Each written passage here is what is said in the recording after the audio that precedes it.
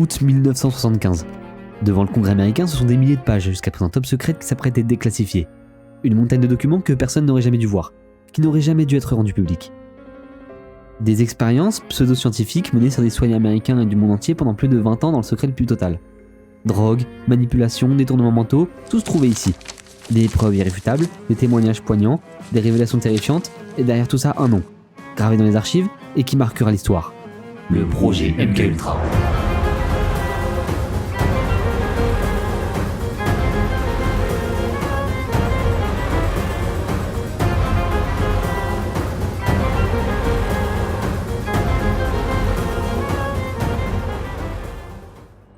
Les années 50 présentent une double lecture pour les États-Unis. En surface, elles correspondent à l'âge d'or. Le chômage est à un taux spectaculairement faible et le salaire moyen est incroyablement élevé, alors le pouvoir d'achat de la population augmente drastiquement. Et comme le temps est à l'industrie et aux innovations technologiques, les familles américaines achètent voitures et électroménagers en masse. L'économie bat son plein en Amérique. L'American Dream semble plus réel que jamais. Mais toutes ces apparences de pays qui roulent sur l'or cachent une réalité politique plus dure. En effet, après la terriblement meurtrière Seconde Guerre mondiale, les États-Unis ont entamé un tout nouveau conflit. Une guerre qui fait directement suite à la Seconde Guerre mondiale, mais pourtant bien différente. Une bataille d'information et d'espionnage, une guerre technologique, la guerre froide. Une guerre entre deux puissances que tout oppose, sauf leur ambition, celle de gouverner le monde. D'un côté, on a les États-Unis d'Amérique, terre de soi-disant liberté avec des familles modèles et une classe moyenne exceptionnellement riche, et de l'autre l'URSS, sous un régime communiste souffrant de l'après-guerre avec un taux de pauvreté élevé et un régime totalitariste. Cette guerre, bien plus que d'opposer deux nations, elle oppose deux idéologies, deux façons de concevoir le monde. C'est une guerre entre le libéralisme et le communisme. Et l'image de ce conflit, peut-être plus encore que la passionnante course à l'espace, c'est la guerre de Corée.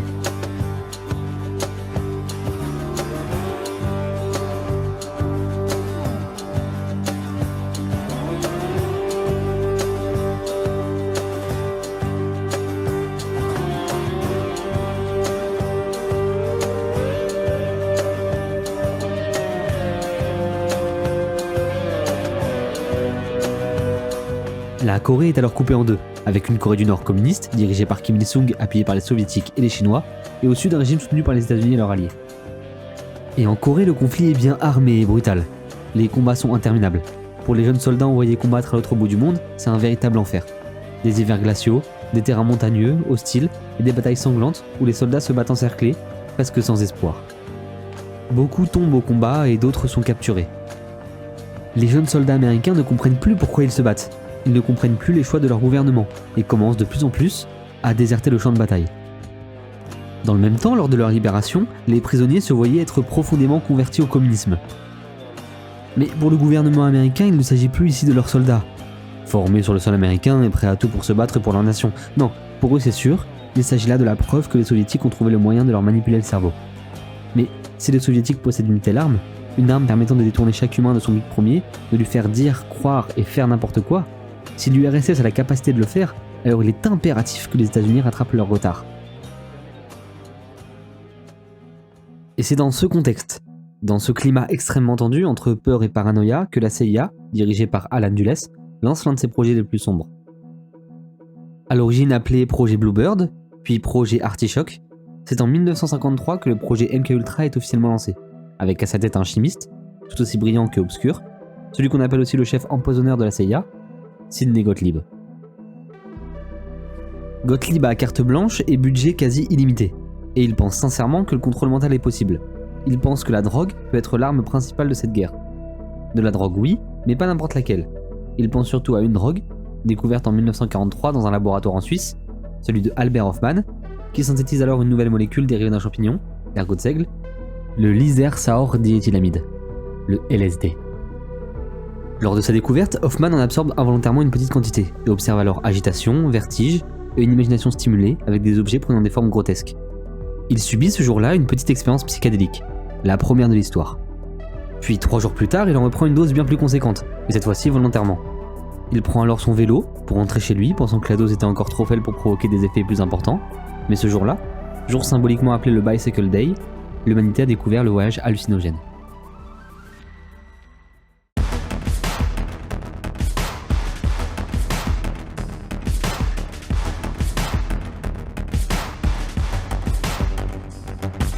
Tout vacillait. Tout était déformé. Les couleurs étaient plus intenses, plus vives, et chaque son se transformait en une image colorée. Il était à la fois apeuré et euphorique, car il avait l'impression de perdre la raison, d'être en train de mourir. Il décrit ici son expérience comme un voyage entre beauté kaléidoscopique et peur absolue. Il était dur pour lui de vraiment décrire son expérience, tant les effets étaient nombreux et complexes. Il a vécu un vrai bad trip. En fait, le LSD possède plusieurs récepteurs et plusieurs actions dans le cerveau. C'est ce qui rend ces effets aussi complexes à décrypter, mais essayons de faire simple. Ça, c'est une synapse. Ici, le terme nous importe peu, mais en gros, c'est l'interface entre deux neurones. C'est leur moyen de communiquer les uns avec les autres. Pour ça, le neurone qui émet l'information va sécréter des neurotransmetteurs, ici de la sérotonine. Ces petites molécules vont aller se fixer à des récepteurs spécifiques présents sur le neurone ciblé par l'information. Ces récepteurs, reconnaissant leurs neurotransmetteurs spécifiques grâce à leur forme. Un peu comme le modèle d'une clé dans une serrure. Mais le LSD est ce qu'on appelle un agoniste de la sérotonine, c'est-à-dire qu'il l'imite, ayant une forme proche, et venant se fixer aux mêmes récepteurs, pour perturber leur activité normale. Et on retrouve notamment ces récepteurs à la sérotonine dans le cortex préfrontal, régulant nos humeurs, nos émotions, la cognition et même notre perception du monde. Le cerveau va donc traiter les informations sensorielles de manière chaotique, ce qui provoque des hallucinations auditives ou visuelles, et ce qui déforme la perception de l'espace et du temps.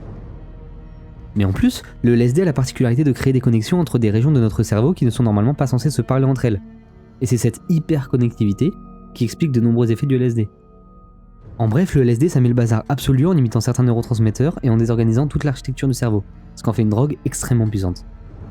Mais dans la description qu'en fait Hoffman, ce qui intrigue Gottlieb, c'est bien le passage dans lequel il explique qu'il avait l'impression de perdre la raison, de mourir.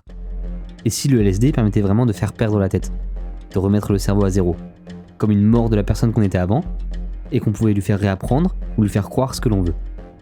Et si finalement le LSD était la drogue permettant de manipuler le cerveau de l'homme? Gottlieb pense être sur une piste. Il pense être sur LA piste. Et pas le temps d'attendre. Il commande du LSD en masse et lance ses premières expériences. Au début, les expérimentations ont été menées en interne. Gottlieb choisissait des agents de la CIA pour leur faire consommer du LSD à leur insu et sans leur consentement. Certains développaient angoisse, troubles de la personnalité, paranoïa. Et puis un jour...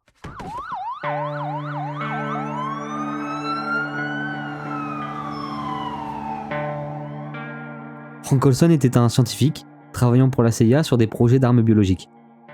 Il a été plus ou moins choisi pour être drogué au LSD sans son consentement dans le cadre des expérimentations de Gottlieb. Très vite, il développe de l'anxiété. Il fait des crises psychotiques, et puis un jour, alors que selon ses propres dires, le médecin chargé par la CIA de surveiller Frank Olson était endormi, Frank est retrouvé mort au pied de son hôtel à New York. Frank Olson avait sauté de la fenêtre de sa chambre d'hôtel. Déclaré comme étant un suicide, il est possible que cette chute soit le résultat d'une grosse crise de paranoïa, liée à la consommation de LSD.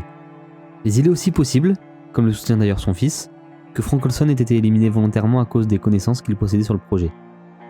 Des traces retrouvées sur son crâne après sa mort pourraient appuyer cette hypothèse. Frank Olson aurait été utilisé pour des expériences, comme un rat de laboratoire, puis une fois qu'il en savait trop, qu'il devenait plus dangereux qu'utile pour le projet, on l'aurait assassiné, le laissant partir avec tous les secrets qu'il possédait.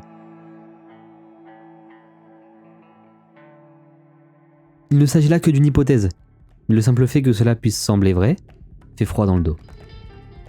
Puis après tout ça, la CIA a voulu élargir son panel de cobayes, en laissant ses propres membres en dehors de tout ça, et en s'attaquant à des personnes qu'il considérait comme jetables, mais que j'appellerais plutôt des personnes sans défense.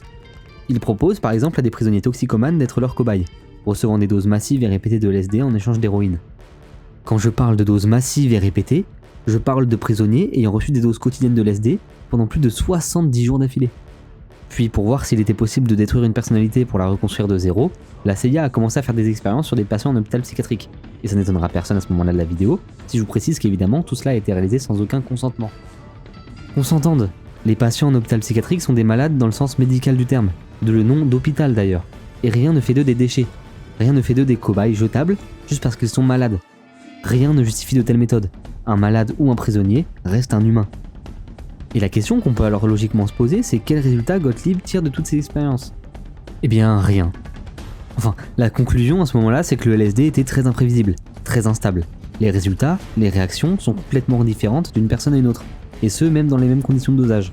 Le LSD ne peut donc pas servir de sérum de vérité. Mais la fascination qu'a Gottlieb pour cette substance persiste. Alors peut-être qu'il est juste temps pour lui de changer de méthode, peut-être qu'il est temps de changer de cible. Jusqu'à présent, toutes les expérimentations ont été réalisées à peu près en laboratoire. Mais la CIA voudrait tester le LSD dans un cadre social réel. Comment une personne droguée sans certes le vouloir, mais surtout sans le savoir, réagirait à la manipulation. Mais du coup, le problème, c'est comment manipuler quelqu'un sans griller sa couverture, et sans que ça ressemble trop à de la manipulation. Ok, première étape alors, trouver ce que j'appellerais des vecteurs. Pas question d'administrer soi-même la drogue, il faut laisser d'autres personnes s'en occuper. Des personnes faibles, pauvres, que la CIA pourrait facilement diriger grâce à un mélange de pression psychologique et d'argent. Celles qui seront chargées de cette tâche seront les prostituées. C'est sur la base de cette idée sordide que débute la sombre opération Midnight Climax. La CIA fait alors construire ce qui sera appelé assez ironiquement des maisons sûres, des maisons closes avec dans les chambres des miroirs sans teint, laissant un espace derrière pour cacher des agents qui seront chargés de prendre des notes. Les prostituées trouvent des clients dans la rue, les emmènent dans ces fameuses chambres et leur servent de l'alcool, supplément surprise du chef du LSD. Elles tentaient alors de les manipuler pour voir leur réaction. Ce programme, il était dirigé par George Hunter White, agent de la CIA, mais aussi connu comme amateur d'alcool et de soirées sulfureuses. Il organisait alors ses expériences comme des fêtes mélangeant expérimentation illégale et voyeurisme. Et les résultats, cette fois, ils étaient encore inexploitables. Mais cette fois-ci, peut-être que les résultats scientifiques n'étaient même plus la priorité. La décadence de ces bordels secrets font passer les expériences comme presque secondaires. Mais la conclusion semble quand même se dessiner. Le LSD n'est peut-être pas la piste miraculeuse que Gottlieb pensait avoir trouvée. Il est donc nécessaire pour la CIA de se diversifier.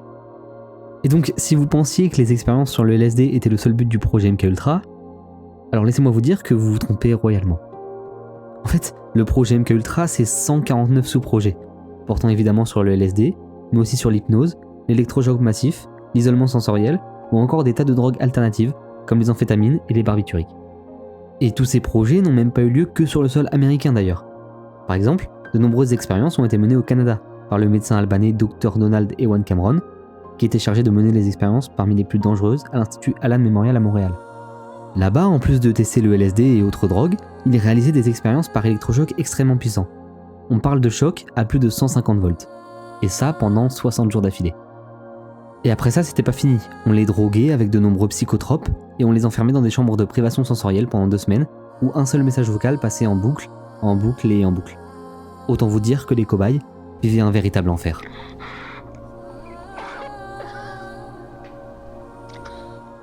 Dans le même temps, Cameron est devenu président de l'Association mondiale de psychiatrie. Et 10 ans avant tout ça, il avait assez ironiquement été membre du tribunal de Nuremberg, qui avait permis de juger les expériences inhumaines réalisées sur des humains par les médecins nazis. Et nous, dans tout ça, en France, révélation fracassante, la CIA aurait volontairement arrosé par voie aérienne le village de LSD dans le cadre d'une expérience. 7 morts, 250 intoxiqués. Il sautait dans son lit, il disait la maison voyez, la maison va s'écrouler. Ils m'ont mis la gamme de force, ils m'ont... que j'ai gardé pendant une bonne huitaine de jours. Elle avait des crises terribles d'hallucination, se dressant sur son lit, voyant le sang qui tombait du plafond de partout. En août 1951, une curieuse affaire d'intoxication alimentaire touche la France, et notamment le petit village de Pont-Saint-Esprit. Dans ce village du Gard, les habitants sont allés, comme toujours, chercher leur pain à la boulangerie du coin. Mais cette fois, le pain n'était pas tout à fait comme d'habitude. Le goût n'était pas vraiment le problème. Le vrai souci, c'est qu'après l'avoir consommé, les habitants commençaient à avoir des hallucinations, des crises de panique. Certains voyaient des bouquets de fleurs se transformer en flammes, d'autres avaient comme l'impression d'avoir des cheveux dans la bouche, ou même de voir des animaux de la savane envahir le village. Cette affaire, appelée l'affaire du pain maudit, a causé la mort de 7 personnes et 50 personnes ont été internées dans des hôpitaux psychiatriques. Officiellement, cette intoxication serait due à de la farine avariée. Mais des documents de la CIA en cours de déclassification pourraient pointer du doigt la responsabilité de l'agence américaine dans cette affaire. Il est probable que la CIA ait envisagé d'utiliser des drogues, LSD ou autres psychotropes, comme arme de guerre, et fait alors de Pont-Saint-Esprit son village test. Rien n'est encore avéré, peut-être qu'ici l'histoire relève plutôt de la théorie du complot, mais l'hypothèse n'est pas complètement écartée. L'affaire du pain maudit et ses nombreux morts, marquant à jamais l'histoire du petit village de Pont-Saint-Esprit. Concernant les drogues, une autre technique consistait à injecter des barbituriques dans un bras, puis une fois que le sujet commençait à s'endormir, des amphétamines dans l'autre. Il était alors apparemment possible d'obtenir des informations intéressantes lors de séances d'interrogatoire. Mais ce traitement fut rejeté, car il en résultait parfois la mort du patient. En tout, ce sont plus de 125 substances différentes qui ont été testées dans le cadre de ces expériences. On peut aussi retrouver le sous-projet numéro 119, qui consistait à poser des électrodes sur des cobayes et d'essayer, avec des décharges électriques, de les contrôler à distance. Des expériences sur l'électrophysiologie, on en compte énormément dans le projet MKUltra, dont certaines plus extrêmes encore, duquel les murs du Alan Memorial de Montréal auraient été témoins. Mais on connaît aussi l'existence de projets comme les numéros 102, 103, 112 et 117, dans lesquels les expérimentations auraient porté sur des enfants, avec des potentiels cas de violence sexuelle. Des cas judiciairement non reconnus et plus punissables, que je ne développerai pas ici car on rentre sur le terrain plus délicat de la pédophilie. Mais cela permet de nous questionner d'abord sur ce qui reste encore à découvrir, et sur ce qui ne sera jamais découvert. De nombreux documents n'ont pas encore été déclassifiés, et beaucoup de passages dans les documents déjà rendus publics ont été effacés au feutre noir. Et si le projet MKUltra avait encore plus à cacher? Peut-être que les plus horribles des secrets ne seront jamais découverts. Parce que le projet MKUltra, c'est ça. Ce sont de nombreuses expériences pseudo-scientifiques, paralégales, des morts, des cobayes, des gens à qui on n'a jamais demandé leur avis, mais qui ont gardé des séquelles à vie. Mais c'est aussi et surtout des mystères, des théories, des secrets, des révélations, des mythes, des réalités. Le projet MKUltra, il est fascinant parce qu'aujourd'hui, 75 ans après, on cherche toujours des réponses. Mais pour moi, il est aussi fascinant parce qu'il permet de se poser une question. Une question qui, dans le cadre de ma vie professionnelle, forcément est importante, mais qui, je pense, est primordiale pour tous. Est-ce que c'est de la science? Est-ce que le projet MKUltra est un projet scientifique? Alors techniquement, si on considère que la science, c'est se poser une question à base d'observation, d'avoir une hypothèse, et de faire des expériences pour réfuter ou accepter l'hypothèse, alors oui, peut-être qu'il s'agit de science. Mais moi, ma science, elle est éthique. Ma science, elle est écologique. Ma science, c'est un cadeau de la nature, un grand mystère, avec une infinité de quêtes secondaires, et une quête principale, celle de comprendre l'humanité. Même plus que ça, c'est de comprendre notre monde. Mais pour comprendre l'humanité, on n'est pas obligé de la détruire. Même plus que ça, je pense qu'il est nécessaire de la préserver et d'en prendre soin. C'est pareil pour la nature. Il y en a eu plein des projets sombres et sordides, pseudo-scientifiques, menés plus par des fous que par des savants. Mais le savoir, c'est une richesse superficielle, un peu comme l'argent. Et comme l'argent, le plus important, c'est pas d'en avoir, c'est de savoir ce qu'on en fait. Certains vous diront que rien n'arrête la science, qu'on doit tout connaître à tout prix, que ce ne sont que des sacrifices pour arriver à notre but. Mais moi, je vous dirais à l'inverse que ma science, elle a des limites. Celle que nous offre la morale, et celle que nous offre la nature. La science, elle n'a pas de couleur à proprement parler. Elle n'est pas bien, elle n'est pas mal. Mais ma science, elle n'existe que grâce à un espoir. L'espoir de trouver chaque jour comment améliorer la condition humaine et de sauver notre terre qu'on a tant usée. Surtout que certaines découvertes ne sont pas vraiment bienveillantes. Peut-être qu'un jour on trouvera comment manipuler des humains. Mais est-ce que c'est vraiment nécessaire? Est-ce qu'il n'est pas préférable de ne jamais le trouver? De toute façon, le projet MKUltra, il a failli à ça. Mais même si le projet MKUltra avait amené à découvrir quelque chose. Et on pourrait dire, et il est vrai, que le projet MKUltra a fait avancer la science. En électrophysiologie, par exemple, ils ont fait de nombreuses découvertes. Mais était-ce un mal pour un bien? Peut-on se permettre de dire qu'un mal peut servir au bien? Mais moi, comme d'habitude, je suis optimiste. Je crois en la bonté naturelle de la société et du collectif, et je pense que tous ensemble, on est capable de se tirer de cette spirale délétère. Il est juste nécessaire d'en prendre conscience, de réfléchir en connaissance de cause, et de tout mettre en œuvre pour rendre la Terre un endroit habitable pour tous. Et bien sûr, sans que ça passe par quelque souffrance qu'il soit. Alors maintenant, lorsqu'on vous parlera d'expériences scientifiques, ayez toujours cet esprit critique. Pensez à l'éthique et à tout ce que ces découvertes ont impliqué et impliqueront. Ne laissez jamais le mot science excuser les pires horreurs. Aucune découverte ne mérite souffrance. Le projet MKUltra, c'est pas un projet qui a fait avancer la science. C'est un projet qui a fait régresser l'humanité. Faites tourner cette vidéo comme les archives de la CIA, car respecter l'humanité dans la science c'est le b.a.-ba. Prétendre faire le mal pour le bien, désolé moi je ne peux pas. C'est pas un film ni un complot, c'est juste des faits qu'on ne dit pas. Faire souffrir une population pour prendre le pouvoir, n'avoir aucune éthique sous prétexte que personne ne le verra. Vous prétendez faire de la science mais vos conneries n'ont rien à voir. C'est le projet MKUltra. Hypnose, LSD, torture mentale, des cobayes traités comme des rats. Des expériences qui n'ont rien de banal, à cette époque on le savait pas. Manipuler les esprits, contrôler les pensées. Ils ont voulu jouer au dieu mais sans jamais en douter. J'appelle pas ça de la science, j'appelle ça de la cruauté. MKUltra, dossier déclassifié, vérité clarifiée. Camouflés dans des labos, des prisons, des hôpitaux, sous couvert de sécurité, ils effacent les idéaux. Et combien de vies brisées, combien de voix ont été muselées. Mais chaque mot qu'on déterre est un peu de lumière, car même dans l'ombre, la vérité persévère. Faites tourner cette vidéo comme les archives de la CIA, car respecter l'humanité dans la science c'est le b.a.-ba. Prétendre faire le mal pour le bien, désolé moi je ne peux pas. C'est pas un film ni un complot, c'est juste des faits qu'on ne dit pas. Faire souffrir une population pour prendre le pouvoir, n'avoir aucune éthique sous prétexte que personne ne le verra. Vous prétendez faire de la science mais vos conneries n'ont rien à voir. C'est le projet MKUltra.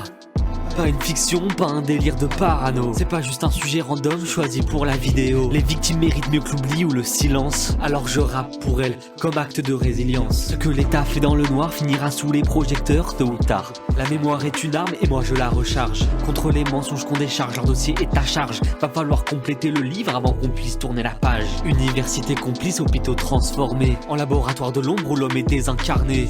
Cacher les preuves, truquer des tests. Pour les plus riches, quand l'éthique gêne, on l'achète.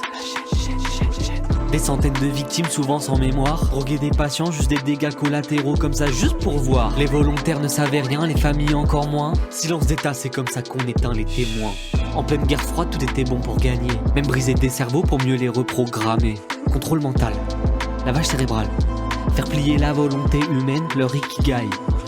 Canada, États-Unis, des tests même en Europe. Sous couvert de sécurité, c'est l'éthique qu'on dérobe. Le docteur Gottlieb a détruit des vies entières. Tout ça au nom de la science, version militaire. Faites tourner cette vidéo comme les archives de la CIA. Car respecter l'humanité dans la science c'est le b.a.-ba. Prétendre faire le mal pour le bien, désolé moi je ne peux pas. C'est pas un film ni un complot, c'est juste des faits qu'on ne dit pas. Faire souffrir une population pour prendre le pouvoir. N'avoir aucune éthique sous prétexte que personne ne le verra. Vous prétendez faire de la science mais vos conneries n'ont rien à voir. Projet MK Ultra.